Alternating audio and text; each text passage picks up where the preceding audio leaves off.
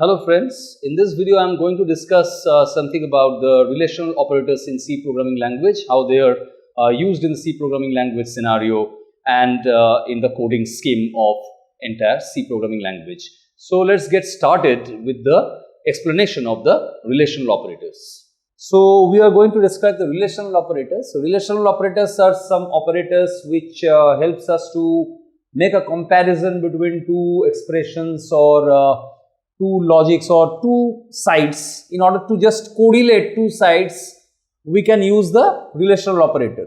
Suppose we have to make a comparison between one condition with another condition, one expression with another expression, we use a relational operator in between that. That is, relational operator can be something which helps us to see whether two numbers are equal. Relational operators helps us to see whether one number is greater than the other. Relational operators helps us to see if one number is greater than or equal to another number, and so on and so forth. So suppose relational operators can be one of these operators. Suppose relational operators can be this one. This is the equals operator. Helps us to equals operator which helps us to compare two numbers whether they are equal to each other. Then there is an operator when we can use this one, not equal to. This is not equal to.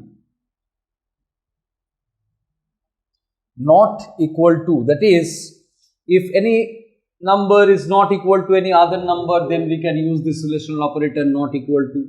We can use this less than operator to make a comparison between two numbers or two different statements or expressions. Less than, or we can write like this, less than or equal to. So this is the less than operator. This is the less than or equal to. We can have greater than operator.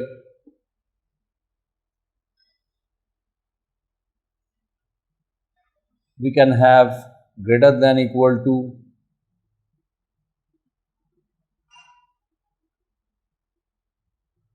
Greater than or equal to.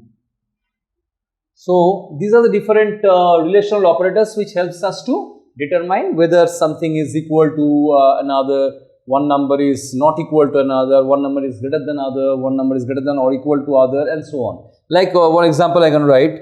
Example, if A is equal to if A equals B, then any expression statement, then any condition will, then any operation will be performed depending upon this condition. That is, condition is if A equals B, that is, if both A and B are equal, then something will be executed, and else some other thing will be executed, or some other operation will be executed, like this. So this is an example of a relational operator being used. We can write a condition like this.